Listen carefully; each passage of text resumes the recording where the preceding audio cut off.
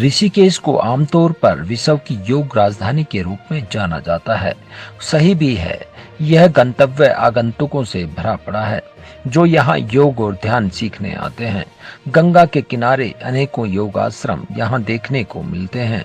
गंगा की बहती अविरल धारा, शाम की गंगा आरती में पूरे देश से आए पर्यटकों और श्रद्धालुओं की भागीदारी पूरे माहौल को भक्तिमय बना देती है।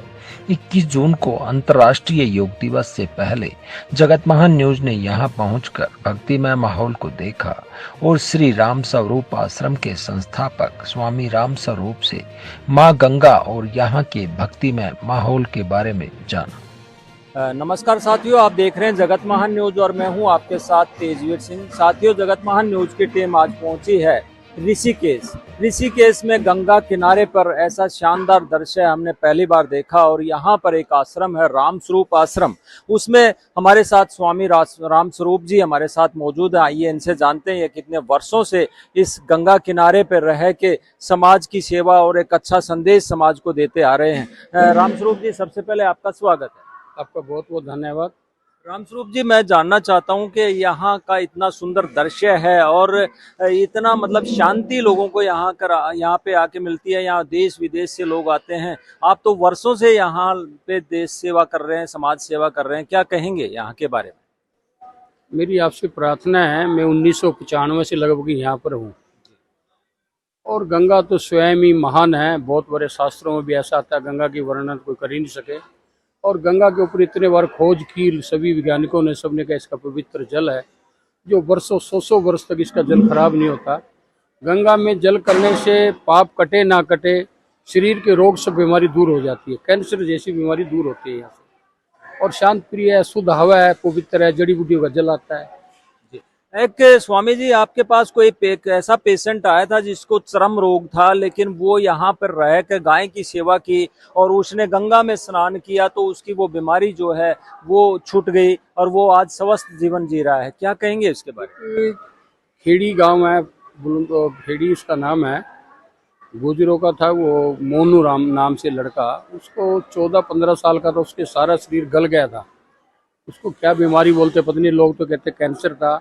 सारा शरीर पूरा खिल गया था, ये पाँव, हाथ पाँव। अपोलो ने उसको मना कर दिया, तो घर चले जा और जितने दिन जियो घर जी के लिए, अब तो ठीक नहीं हो सकता। पीजीआई ने वैसे कर दिया। फिर वो वृंदावन किसी गुरु के पास गया अपने, उसके गुरु ने बोल दिया उसको, उसके मामे को, कि ये गंगा जल पिए, गंगा जल में स्नान करे और गंगा जल से आटा बना के खाए, शायद ठीक हो सकता है। तो हमारे पास आया यहाँ, वो लगभग 80 गोली रोज खाता था, पाँव से चल नहीं सकता था। 1 महीने में तो गंगा जल में नहाता था, स्नान करता था, उसी से आटा बनाता था। उसकी माँ उसके साथ रहती थी। 1 महीने में तो उसकी गोली खत्म हो गई और 6 महीने में दोबारा उसकी चमड़ी ऐसे आने लगी है और मुलायम, और जैसे कोई बच्चा पैदा होया हो। और 3 साल यहाँ रहा, पूरा ठीक हो गया। उसके बाद 2 बच्चे भी हो गए, शादी भी होगी, सब कुछ हो गया उसका। जी, ठीक हो गया बिल्कुल जी। गंगा जल से। स्वामी जी, यहाँ पे हमने देखा कि बहुत ही शानदार रिवर फ्रंट बना रखा है जो हमें विदेशों में देखने को मिलता था। अहमदाबाद में मोदी जी ने बनाया है। इसी प्रकार से यहाँ G20 का काफी लंबा चौड़ा यहाँ पे जो है निर्माण कार्य किए गए और यहाँ पर जो योग दिवस है वो भी यहाँ पे मनाया जाता है। तो आप इस क्षेत्र में कितना बदलता देखा है आपने, जब आपने शुरुआत की थी यहाँ पे रहना शुरू किया था और आज में कितना बदल गया? आज में और जब में दिन रात का अंतर है। पहले तो गंगा हमारी द्वार के साथ ही बहती थी, फिर ये परिवर्तन तो काफ़ी दिन से कांग्रेस के टाइम में बहुत कुछ बन गया था यहाँ। और फिर उसके बाद मोदी सरकार ने आके ज़्यादा महत्व दिया गंगा मैया को, सफाई के लिए भी, काम करने के लिए, और यात्री भी अधिक बढ़ गया है। और अंतर्राष्ट्रीय योग दिवस की जगह भी हमारे आश्रम के सामने बनाई है, चाहे उसमें राष्ट्रपति आओ, प्रधानमंत्री आओ, पीछे अंबानी भी आया था और वो सभी लोग आते हैं यहाँ पे। और G20 का भी प्रोग्राम था, 20 देश के राष्ट्रीय अध्यक्ष, प्रधानमंत्री, राष्ट्रपति आए, वो भी यहीं पर आए और G20 से भी काफ़ी सुधार हुआ। और यहाँ बड़े बड़े आश्रम है, श्री श्री रविशंकर का आश्रम है, दयानंद आश्रम जहाँ मोदी आता है, गुजरातियों का आश्रम है, हमारा आश्रम है, सब बड़े बड़े लोग हैं यहाँ पर आसपास, कोई छोटा आदमी नहीं है।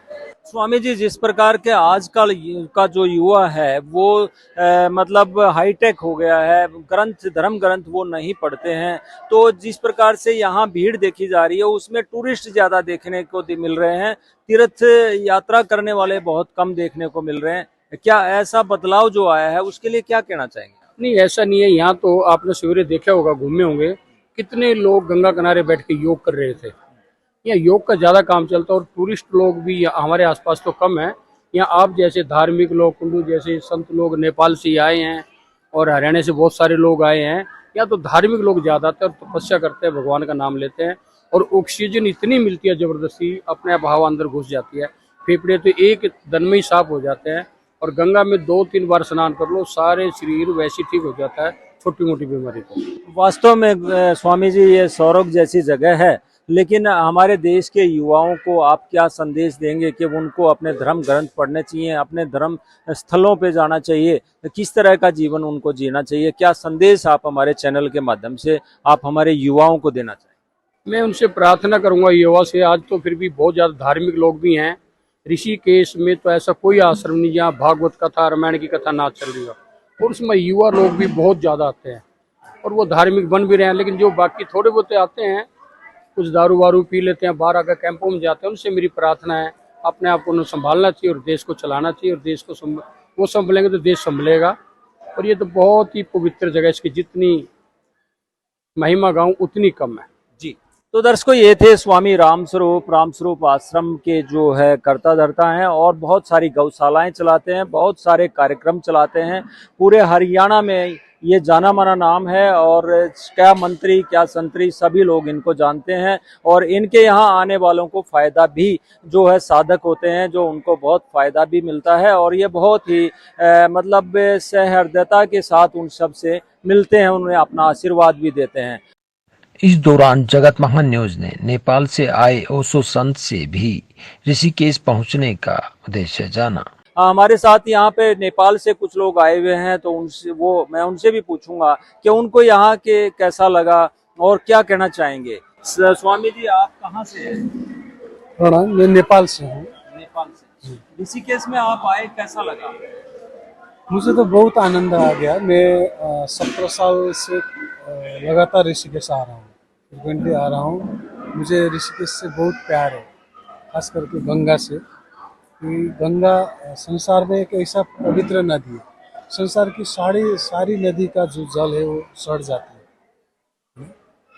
मासारू इमोटो जो जापानीज वैज्ञानिक है, उन्होंने खोज किया है कि इसका क्यों नहीं सड़ता है पानी। क्योंकि यहाँ से सदियों से, प्राचीन लाखों साल से, हजारों साल से ऋषि मुनियों ने तप किया है और इस स्थान को विशेष शुद्धि किया है। जैसे हम लोग किचन में जाते हैं तो कुछ खाने का मन करता है, किचन में एक वाइब्रेशन होती है, टॉयलेट में दूसरी तरह की वाइब्रेशन होती है, गंगे प्रसाद में तीसरी तरह की वाइब्रेशन होती है। जो एक गंगा की जो किनारे हैं, जितने भी गंगोत्री से लेकर गंगा सागर, ये सब ऋषियों ने तप करके बनाया हुआ विशेष किस्म की देव ऊर्जा है। स्वामी जी, नेपाल और भारत का जो है रोटी बेटी का नाता होता है, तो आपको जब अभी प्रधानमंत्री आपके आके यहाँ से गए हैं, तो क्या कहना चाहेंगे कि किस तरह का मतलब नाता आप समझते हैं कि हिंदुस्तान नेपाल का, और एक दूसरे की रीति रिवाज भी जुड़ी हुई है, क्या कहेंगे?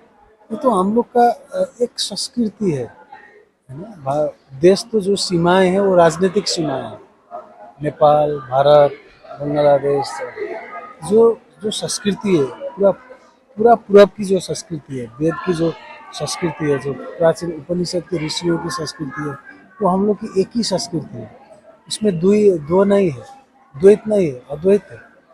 जो यहाँ से हिमालय से, जैसे पशुपतिनाथ सारा दर्शन करें, पशुपतिनाथ का दर्शन बिना आपकी तीर्थ अपूरी रहती है, केदारनाथ के दर्शन बिना तीर्थ अपूरी रहती है, मुक्तिनाथ जो नेपाल में पड़ते हैं उसके दर्शन के बिना तीर्थ आपकी यात्रा अधूरी रहती है। तो ये एक ही खंड है, इसमें जो एक ही धार्मिक खंड है और एक पूरा भारत नेपाल तो एक तपोभूमि है।